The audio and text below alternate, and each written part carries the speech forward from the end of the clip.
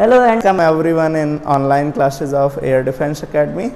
I am Himanshu Mishra welcoming you all in my online class. Today we will discuss about circular motion, जिसको हिंदी में बोलते हैं हम लोग वृत्तीय गति। तो आज हम लोग बात करेंगे वृत्तीय गति के बारे में। अभी तक इससे पहले हम लोगों ने प्रोजेक्टाइल मोशन की बात कर ली थी और उससे पहले हम लोगों ने रेक्टिलिनियर मोशन की बात की थी। रेक्टिलिनियर मोशन मतलब सरल रेखा में गति। फिर उसके बाद हमने प्रोजेक्टाइल मोशन की बात करी थी, तो हमने कहा था कि हम किसी प्लेन में अगर कोई भी मोशन करते हैं तो वो हमारा आ जाता है प्रोजेक्टाइल मोशन की। कुछ इस तरीके से किसी बॉल को फेंका किसी एंगल थीटा पे तो ऐसे गिरता है। ये क्या था? प्लेन था। कौन सा प्लेन था? एक्स वाई प्लेन में। अब ठीक इसी तरीके से अब आएगा हमारे पास में सर्कुलर मोशन। अब आज आप लोगों के लिए मैंने बहुत अच्छे से अरेंजमेंट भी किए हैं, कुछ जुगाड़ बनाए हैं आप लोगों के लिए। पहले समझते हैं सर्कुलर मोशन होता क्या है। ये है एक बॉल, इसको मैंने एक रस्सी से बांधा है। अगर मैं इस बॉल को पकड़ के घुमाता हूँ तो बॉल क्या हो रही है? पूरे एक सर्किल में घूम रही है। और सर्किल का सेंटर कहाँ है? ये जो टिप है ये सर्किल का सेंटर है। और रेडियस क्या है? ये रेडियस है जो इस बॉल की लंबाई है, ये जो तार की लंबाई है ये क्या हो गई? रेडियस हो गई। और ये क्या मोशन हुआ? ये मोशन हुआ सर्कुलर मोशन। तो अभी हम लोगों को एक चीज समझ में आ गई कि सर्कुलर मोशन क्या होता है। तो हेडिंग डालेंगे आज की सर्कुलर मोशन, हिंदी में इसको बोलते हैं वृत्तीय गति। यहाँ पर हम लोगों को कुछ चीज़ें बहुत ठीक ढंग से क्लियर समझ में आ गई। जब हमने बॉल घुमाई थी तो बॉल कुछ इस तरीके से घूम रही थी मान लीजिए, और हमने कहा था कि ये जो था यहाँ पर बॉल लटका रखी थी हमने, और ये जो डिस्टेंस थी इसको हमने क्या नाम दिया था? रेडियस। क्लियर? कोई दिक्कत नहीं। बॉल जब यहाँ आएगी तो भी ये डिस्टेंस क्या रहेगी? सेम रहेगी। तो ये हो गया रेडियस। ये जो पॉइंट होता है ये होता है सेंटर ऑफ सर्किल, वृत्त का केंद्र। ठीक है, तो ये है हमारी बॉल और ये है सेंटर ऑफ सर्किल, जिसको हम लोग वृत्त का केंद्र बोलते हैं। ठीक है सर, आप कह रहे हो तो सही होगा। बॉल अभी यहाँ पर है, बॉल यहाँ से घूमकर इस पोजीशन पे आ जाती है। तो ये जो है ये क्या हुआ? किसी बॉल की पोजीशन हो गई। तो ये कोई बॉल की पोजीशन है किसी रैंडम टाइम पे, जब बॉल यहाँ पर थी तब। हमने कहा सर ये बॉल चलना शुरू हुई थी कहाँ से? ये जो इनिशियल पॉइंट था ए, यहाँ से। कितना चली? तो ये है सर एंगल हुआ थीटा। कितना एंगल चली? ये एंगल चली थीटा। अब एक चीज क्लियर कर लेते हैं। पहले हमने कहा था कि ये है टू डायमेंशनल मोशन का पार्ट। तो ये टू डायमेंशनल मोशन का पार्ट कैसे हुआ? प्रोजेक्टाइल मोशन में भी हमने देखा था ये एक्स वाई प्लेन में है। यहाँ पर भी क्या हुआ? बॉल को यहाँ पकड़ा, ऐसे घुमा रहे हैं, तो ये बॉल कौन से प्लेन में घूम रही है? एक्स वाई प्लेन में घूम रही है। तो इसीलिए सर्कुलर मोशन को हम लोग कहते हैं टू डायमेंशनल मोशन। हिंदी में इसको बोलते हैं द्विविमीय गति। कोई दिक्कत नहीं इसमें। एक ये चीज बहुत बेसिक सी चीज क्लियर हो गई हमारे सामने।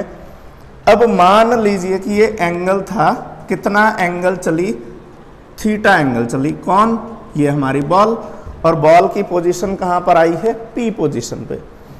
तो अगर हम लोग देखें तो यहां पर विस्थापन कौन सा हुआ है, या विस्थापन किस में हुआ है? तो यहां पर देखें तो विस्थापन हुआ है कौन सा वाला? थीटा वाला। तो इसको हम लोग बोलते क्या है? ये होता है हम लोगों के लिए एंगुलर डिस्प्लेसमेंट। एंगुलर डिस्प्लेसमेंट, जिसको हिंदी में हम लोग बोलते हैं कोणीय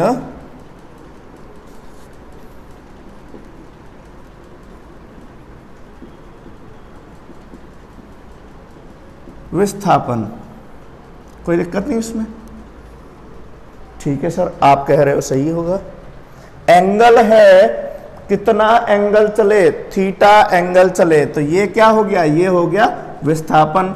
बॉल यहां थी पहले, यहां से चल के यहां तक पहुंची, क्या हुआ, बॉल में विस्थापन हुआ, स्थिति बदल गई, विस्थापन हो गया। और विस्थापन कितना हुआ, कितने कोण से हुआ, तो थीटा कोण से हुआ।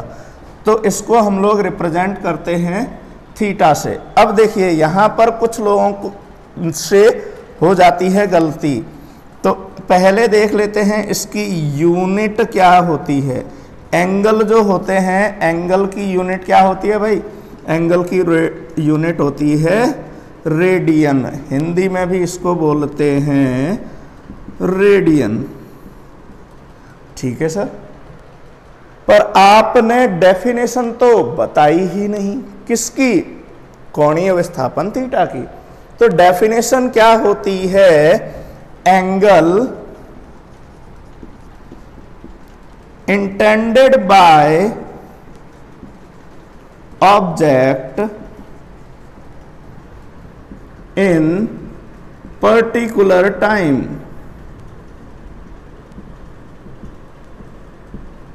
Angle intended by object in particular time at center of circle, यानी कि वृत्त के केंद्र पर किसी निश्चित समय अंतराल में बनने वाले कोण को, तो लिखेंगे इसको वृत्त के केंद्र पर निश्चित समयांतराल में बनने वाले कोण को कोणीय विस्थापन कहते हैं, ठीक है। वृत्त के केंद्र पर निश्चित समय अंतराल में, अब ये कोण बनाता कौन है, कोई भी ऑब्जेक्ट जो ए पोजीशन से पी पोजीशन तक गया, कितना एंगल बनाया भाई, सेंटर ऑफ सर्किल पे थीटा कोण बनाया, तो थीटा हमारा क्या हो गया, कोणीय विस्थापन। कोई दिक्कत नहीं यहां तक, तो इसको नोट डाउन करेंगे। हाँ, तो ये आप लोगों ने लिख लिया होगा। अब इसके बाद आगे बात करते हैं, जिस तरीके से हुआ कोणीय विस्थापन, उसी तरीके से आगे बात करते हैं कोणीय वेग की।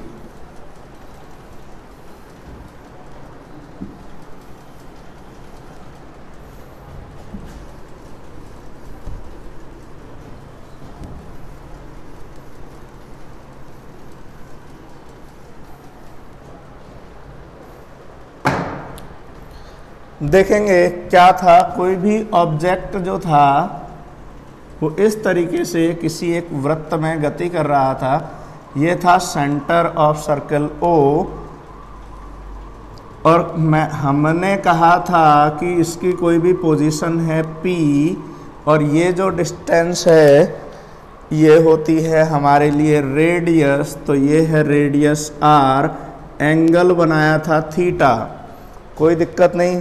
एक हमको पता है चाप बराबर क्या होता है, चाप बराबर होता है कोण इनटू त्रिज्या, या फिर आर्क इज इक्वल्स टू होता है एंगल इनटू रेडियस।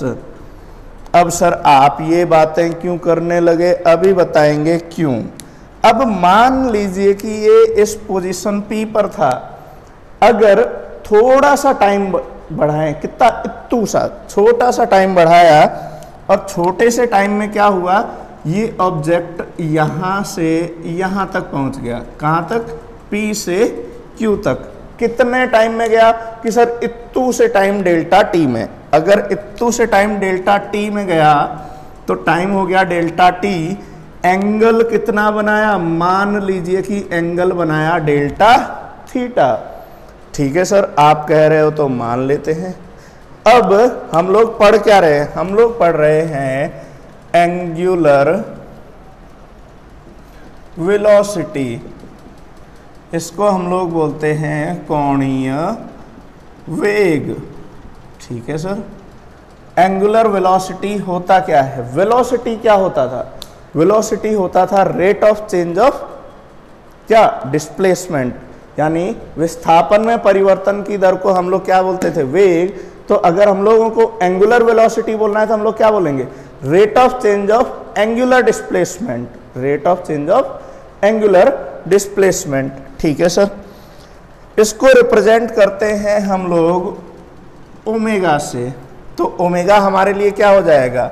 ओमेगा हो जाएगा rate of change of angular displacement. Angular displacement यानी कोणीय विस्थापन में कितना परिवर्तन हुआ भाई? पहले था थीटा, बढ़ के कितना हो गया? Delta theta. तो परिवर्तन कितने का आया है? Delta theta. इस छोटे से कोण डेल्टा थीटा का परिवर्तन आया है। ठीक है, तो यहां पर ओमेगा इज इक्वल्स टू क्या हो गया? Delta theta. कितने टाइम में हुआ ये सब? ये टाइम था डेल्टा टी। अब अगर मैं कहूं कि ये जो डेल्टा टी टाइम है ये बहुत ही छोटा है, बहुत छोटा होने का मतलब क्या हुआ कि मैं लिमिट लगा सकूं डेल्टा टी टेंड्स टू 0 की और लिख दूं delta theta by delta t, और ये हो जाएगा हम लोगों के लिए ओमेगा, और ओमेगा इज इक्वल्स टू क्या हो जाएगा? इस पूरी टर्म को मैं लिख सकता हूं d theta by d t से।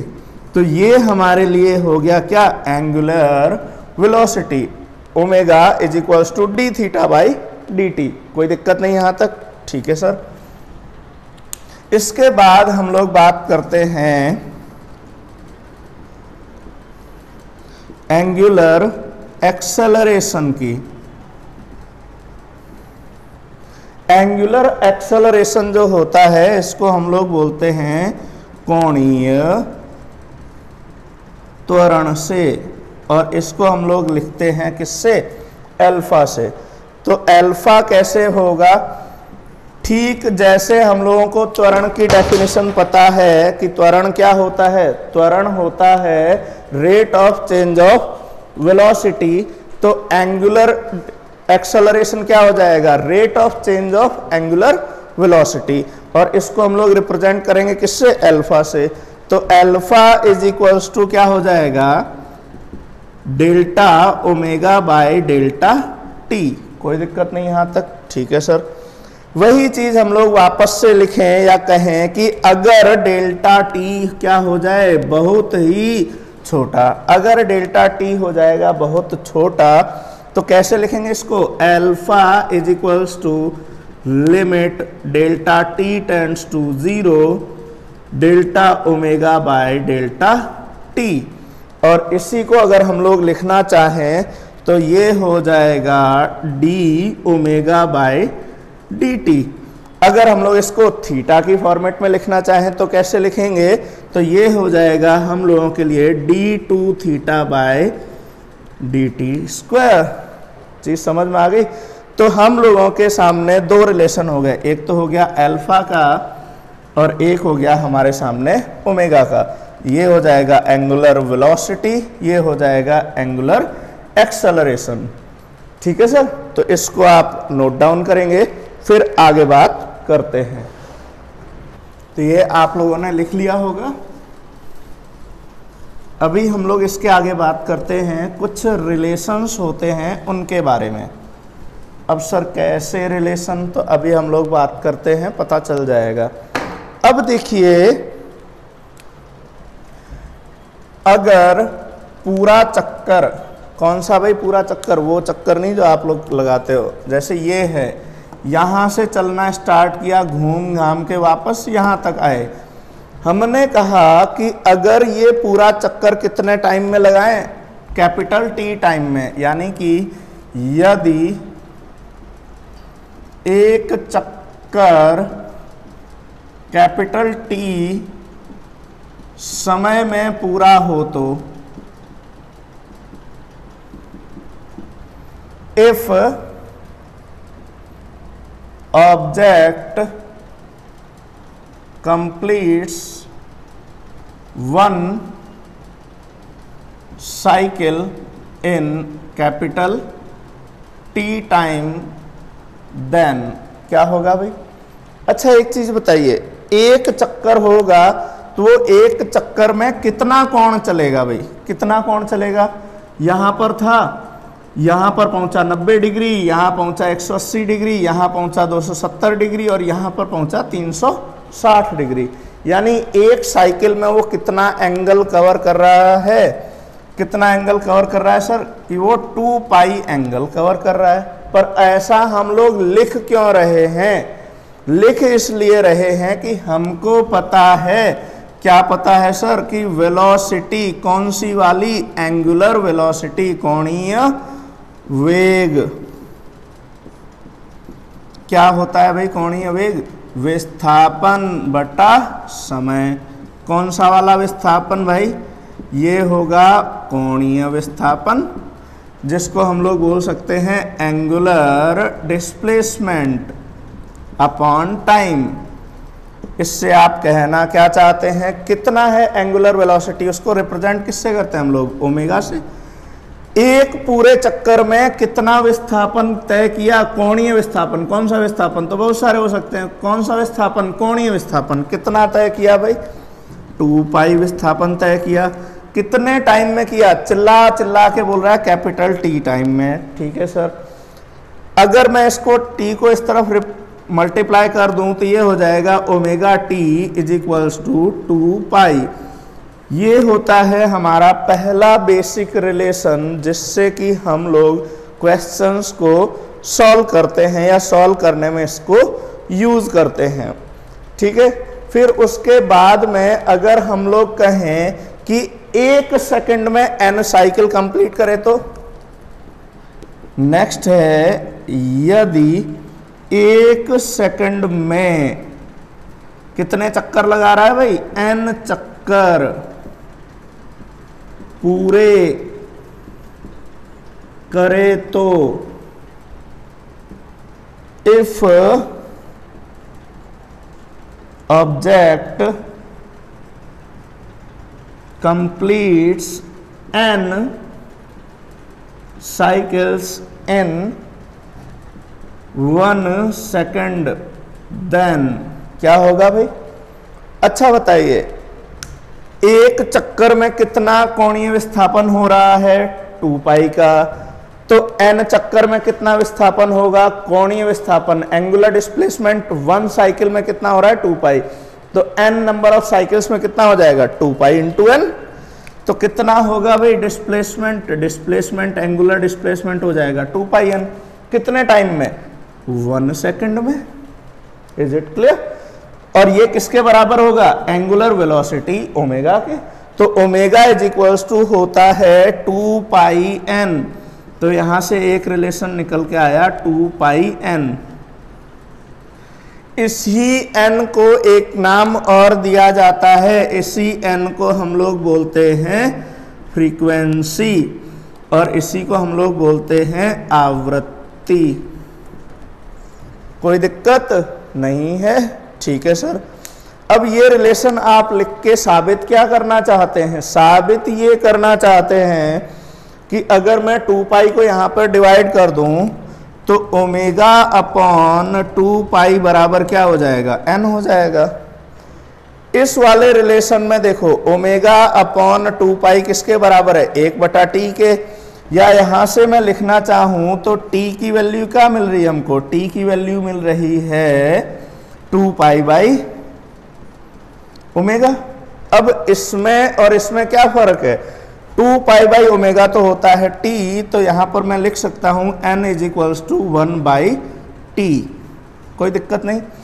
तो यहां पर ये जो कैपिटल T होता है इसको हम लोग बोलते हैं टाइम पीरियड। कोई दिक्कत नहीं, इसको हम लोग बोलते हैं टाइम पीरियड। तो फ्रीक्वेंसी भी समझ में आ गई, टाइम पीरियड भी समझ में आ गया। तो इसको हम लोग नोट डाउन कर लेंगे, कोई दिक्कत यहां पर नहीं है। लिख लीजिए इसको।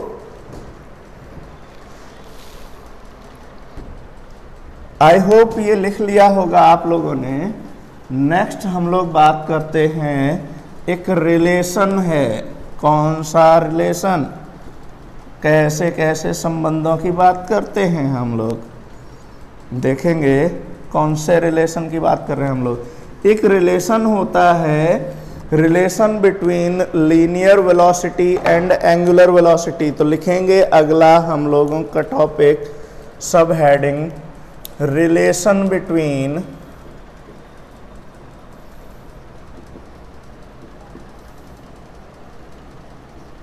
Angular velocity and linear velocity. Linear velocity कौन सा? जो अभी थोड़े टाइम पहले ही हम लोगों ने पढ़ा था, कौन सा वाला? इसको हम लोग रिप्रेजेंट करते हैं v से और इसको हम लोग रिप्रेजेंट करते हैं ओमेगा से। तो ओमेगा और v का रिलेशन ढूंढने की हम लोग कोशिश करेंगे। सर आप कह रहे हो तो करेंगे ही। तो लिखेंगे हिंदी में कोणीय वेग तथा रेखीय वेग में संबंध। लिखिएगा।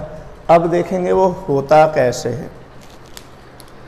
अगर मैं कहूं कि ये टाइम था डेल्टा टी और विस्थापन था डेल्टा थीटा, तो अगर ये वाला पोर्शन है तो ये पोर्शन क्या होगा? बहुत छोटा होगा, बहुत छोटा पोर्शन है।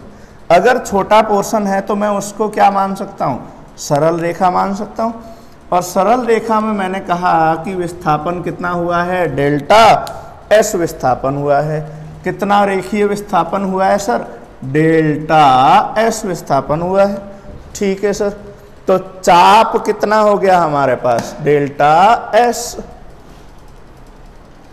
चाप हो गया हमारे पास में डेल्टा एस। आर्क क्या हो गया? Delta S. और एंगल कितना हो गया? एंगल देखो कितना बनाया था भाई? एंगल बनाया था डेल्टा थीटा। और रेडियस क्या थी हमारे पास में? Small r. कोई दिक्कत नहीं यहां तक? ठीक है सर। अगर मैं दोनों तरफ डेल्टा टी से भाग दे दूं तो कोई मुझे रोकेगा? ना ना सर, क्यों रोकेंगे? Delta S upon delta T बराबर delta theta by delta T into R. क्या किया भाई? डेल्टा टी से क्या किया? भाग दिया, डिवाइडेड बोथ साइड। ठीक है सर, यहां तक लिख लिया। अगर मैं यहां पर लिमिट लगाऊं तो लिमिट कौन सी वाली भाई? Delta t tends to 0, delta s by delta t. और यहां पर भी limit delta t tends to 0, delta theta by delta T into r. अब कहना क्या चाहते हो? कहना ये चाहते हैं कि ये क्या है? ये है D S by d T. ये क्या पोर्शन टर्म बनी भाई? ये बनी D theta by d T और संग में मल्टीप्लाइड विद आर। कोई दिक्कत नहीं। रेखीय विस्थापन में परिवर्तन की दर क्या कहलाती है? वेग। तो लिख दिया v से। कोणीय विस्थापन परिवर्तन की दर, rate of change of angular displacement is known as angular velocity. तो लिख दिया ओमेगा। और r तो था ही, तो v is equals to omega r. हमारा फेमस रिलेशन हम लोगों के सामने है। तो v is equals to omega r को हम लोग लिख लेंगे। लिख लीजिए इसको। यहाँ तक सबको समझ में आ गया? कोई डाउट है? अगर आपको इस पूरे पोर्शन में डाउट रहता है तो आप उसको चैट बॉक्स में पूछ सकते हैं। और जैसे कि ये वीडियो कुछ मिनट कुछ सेकंड की रहती है, जैसे आप लोग बोल सकते हैं कि सर 10 मिनट 12 सेकंड पर अगर आप कोई भी चीज़ समझा रहे थे वो हमको समझ नहीं आई, तो आप इस तरीके से टाइमिंग मेंशन करके अगर बता देंगे तो हम लोगों को सहूलियत रहेगी कि आपको कौन सी चीज़ समझ नहीं आई। ठीक है बेटा? पीछे यहां तक नोट डाउन कर लिया होगा। अब हम लोग आगे बात करते हैं एक्सेलरेशन की। एंगुलर एक्सेलरेशन की बात हम लोगों ने कर ली थी, पर अब कौन सा एक्सेलरेशन? सर जो नेट त्वरण होता है ना, रेखीय त्वरण या कुल त्वरण, शुद्ध त्वरण, वो वाला जो नेट एक्सेलरेशन होता है उसकी बात करते हैं। तो अब हम लोग बात करेंगे किसकी? नेट एक्सेलरेशन की।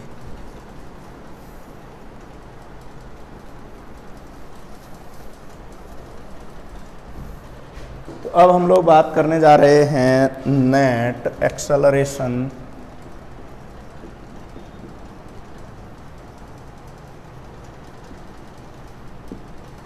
सर फिर जो पहले पढ़ा था वो क्या था? वो था सर एंगुलर एक्सेलरेशन, जिसको हम लोगों ने नाम दिया था कोणीय त्वरण का। तो इन दोनों में फ़र्क क्या है तो अभी पता चल जाएगा फ़र्क क्या है इन दोनों में। देखिए, कोई भी ऑब्जेक्ट था वो वृत्तीय गति कर रहा है, सर्कुलर मोशन कर रहा है, सर्कुलर मोशन कर रहा है तो ये कोई पोजीशन है, ये कोई ऑब्जेक्ट है जो यहाँ पर है। हाँ हाँ सर है। अब इसके पास क्या है? एक्सेलरेशन अगर होता है तो वो कौन सी क्वांटिटी है? वेक्टर क्वांटिटी है।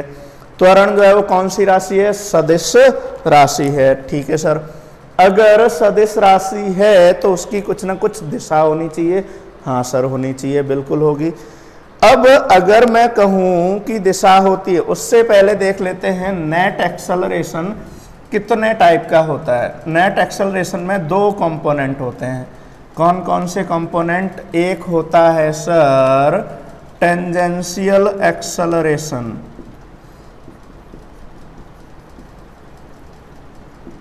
इसको हम लोग हिंदी में बोलते हैं स्पर्श रेखीय त्वरण।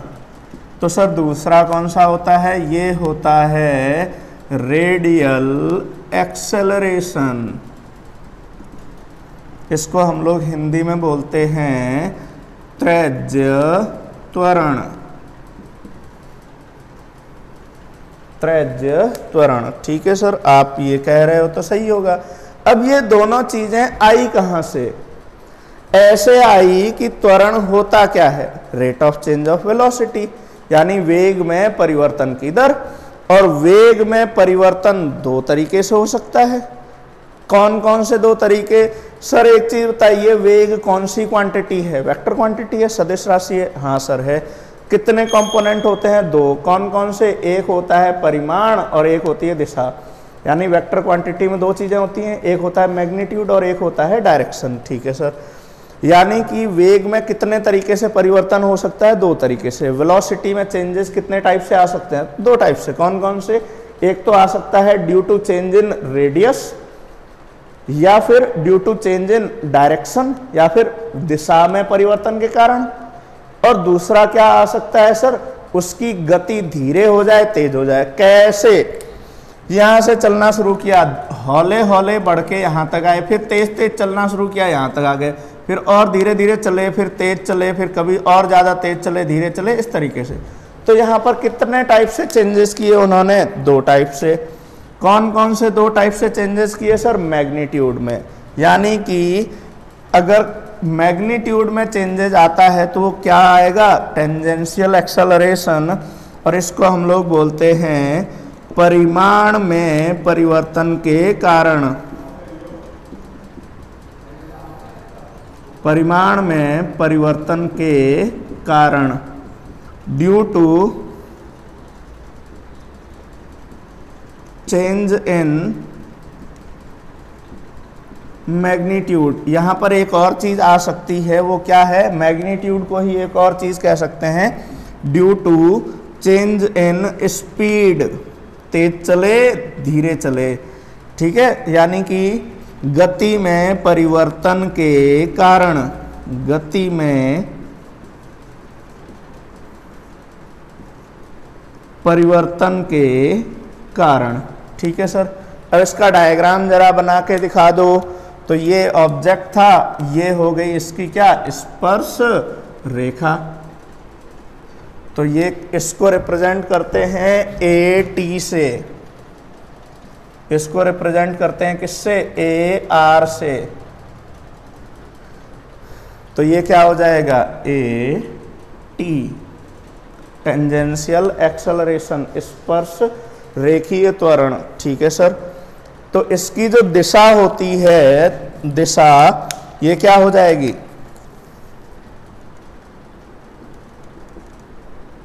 दिशा यानी डायरेक्शन किस तरफ होगी सर? इसकी डायरेक्शन होगी स्पर्श रेखा में, यानी कि in the direction of tangent. इस पॉइंट पर टेंजेंट इस तरफ है, यहाँ पर अगर देखेंगे तो स्पर्श रेखा इस तरफ आ जाएगी, तो ये हो जाएगी ए टी की डायरेक्शन, कोई दिक्कत नहीं।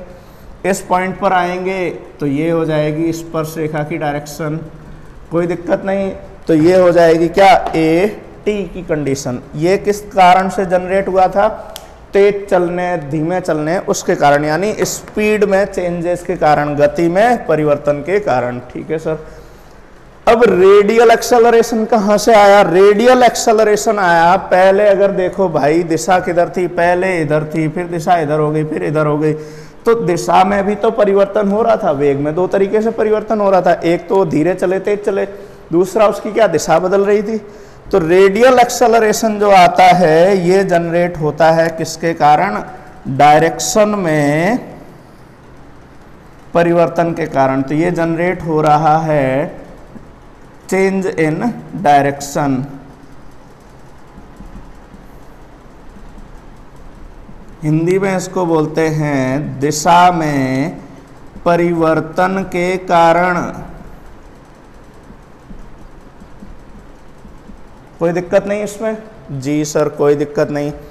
अगर दिशा में परिवर्तन के कारण होता है तो इसकी दिशा क्या होती है? जैसे मान लीजिए इस पॉइंट पर ऑब्जेक्ट था, तो इसकी दिशा होती है अंदर की तरफ, टूवर्ड्स इट्स सेंटर, तो ये हो जाएगी ए आर की डायरेक्शन। अगर यहाँ पर है तो ये हो जाएगी ए आर की डायरेक्शन, कोई दिक्कत नहीं। तो इसकी जो डायरेक्शन होती है वो कौन सी डायरेक्शन होती है?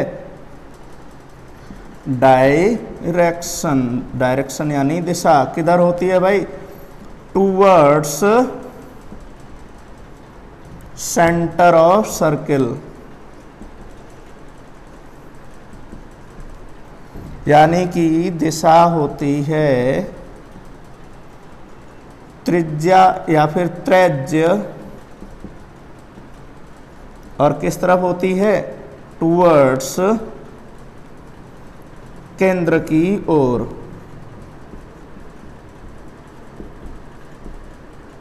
केंद्र की ओर। चीज समझ में आ गई आपको?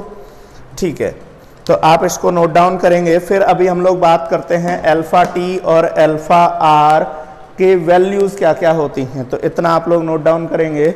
फिर हम लोग बात करते हैं ए टी और ए आर के वैल्यूज की।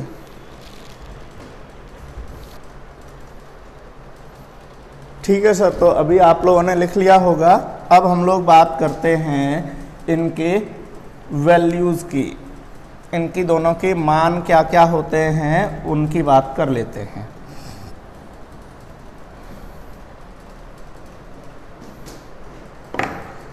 मान क्या क्या होते हैं? पहला था टेंजेंशियल एक्सेलरेशन, इसको हम लोगों ने लिखा था ए टी से, बताया था कि ये क्यों होता है। ये होता है परिमाण में परिवर्तन के कारण या फिर चेंज इन स्पीड के कारण। तो इसको हम लोग लिख सकते हैं, स्पीड क्या थी? dv और dt, और इसी को ही अगर हम लोग सॉल्व करेंगे तो ये बनेगा r इंटू एल्फा। तो ए टी की वैल्यू मिल गई हमको r इंटू एल्फा, कोई दिक्कत नहीं। अब इसी तरीके से आता है ए आर की जो वैल्यू होती है रेडियल एक्सेलरेशन, त्रिज्य त्वरण, ये होती है v² अपॉन r।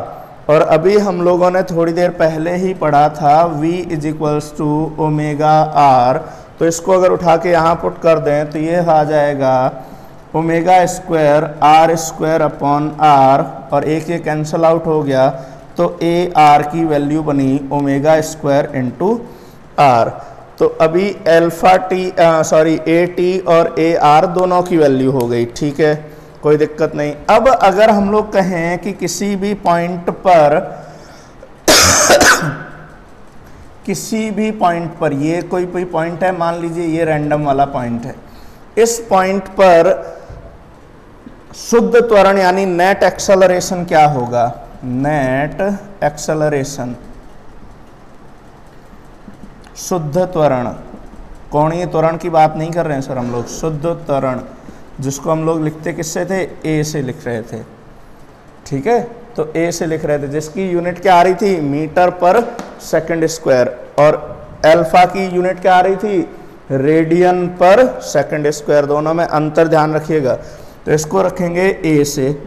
अब बताइए दोनों जो हैं ये कौन सी दिशा में है, एक दूसरे से लंबवत हैं। किसी भी पॉइंट पर देखेंगे, इस पॉइंट पर आ जाएंगे तो ये लो सर, तो ये इसकी डायरेक्शन हो गई, ये ए आर की डायरेक्शन हो गई, तो ये एक दूसरे से क्या हो गए, परपेंडिकुलर हो गए, 90 डिग्री पे हो गए। ठीक है सर, अगर इसको हम लोग लिखना चाहें तो ये दोनों हैं कौन सी क्वांटिटी, वेक्टर क्वांटिटीज हैं, तो ये हो जाएगा ए आर का स्क्वायर प्लस ए टी का square plus 2AR AT into cos, उनके बीच का एंगल मान लीजिए थीटा। अब देखिए कॉस थीटा मान लिया, इन ये दोनों तो 90 डिग्री पे, तो ये क्या हो जाएगा कॉस 90, और कॉस 90 की वैल्यू कितनी होती है सर, 0। अगर कॉस 90 की वैल्यू होती है 0 तो ये पूरी टर्म हो गई 0, चूंकि थीटा बराबर कितना है 90 degree, since theta is 90 degree then cos theta will be your 0, और अगर कॉस थीटा हो जाएगा 0 तो ये पूरी टर्म हो जाएगी 0, और a की वैल्यू मिलेगी under root of AR square plus AT square. कोई दिक्कत नहीं है यहाँ तक, ठीक है सर। अब देखिए क्या होता है, यहाँ पर एक चीज आती है कि यदि कौन सा मोशन हो, यूनिफॉर्म सर्कुलर मोशन हो। ठीक है सर, अब हम लोग बात करेंगे इफ, ये खाली जगह बन रही है यहाँ पर, बनाते हैं, देखते हैं क्या होता है। इफ यूनिफॉर्म सर्कुलर मोशन, यदि क्या हो, समान वृत्तीय गति हो, तो एक समान वृत्तीय गति हो, तो एक समान गति मतलब ना धीरे चलना ना तेज चलना, एक ही गति के साथ चलना, एक ही स्पीड के साथ, एक ही चाल के साथ चलते रहना, उसको हम लोग क्या बोलेंगे, यूनिफॉर्म सर्कुलर मोशन। और उस कंडीशन में चाल में परिवर्तन के कारण कौन सी टर्म आ रही थी, AT आ रही थी, तो AT क्या हो जाएगा 0, तो AT हो जाएगा 0। उस कंडीशन में A इज इक्वल्स टू क्या बनेगा, अंडर रूट ऑफ AR का स्क्वायर, और AR का स्क्वायर और अंडर रूट कैंसिल, तो A is equals to AR, और AR की वैल्यू होती है ओमेगा स्क्वायर इंटू R। ठीक है सर, तो अब इसका मतलब क्या हुआ, अगर मैं कहूँ कि संबंध बताना है मुझे रेखीय त्वरण का, या फिर क्वेश्चन में पूछे रेखीय त्वरण क्या होगा, तो रेखीय त्वरण का फॉर्मूला लगाना है ओमेगा स्क्वायर इंटू R। क्यों, क्योंकि सर हमारे सिलेबस में जो टॉपिक है वो है uniform circular motion, non uniform circular motion नहीं है, यानी कि AT वाली टर्म हमारे सिलेबस में नहीं है। अगर AT वाली टर्म हमारे सिलेबस में नहीं है तो अगर वो पूछता है कि कोणीय ओमेगा क्या था, एंगुलर वेलोसिटी, कोणीय वेग था, R क्या होता है, R होता है रेडियस यानी त्रिज्या, जो कि दी जाती है। क्वेश्चन में कोणीय वेग और त्रिज्या दे दे और त्वरण पूछे तो फॉर्मूला लगाना है ओमेगा स्क्वायर इंटू R का। कोई दिक्कत नहीं यहाँ तक, ठीक है, तो इसको नोट डाउन कर लेंगे। ये एक फॉर्मूला है हमारे काम का, तारा सितारा आंखों का तारा बना के लिख लीजिए इसको अपनी कॉपी में। क्लियर।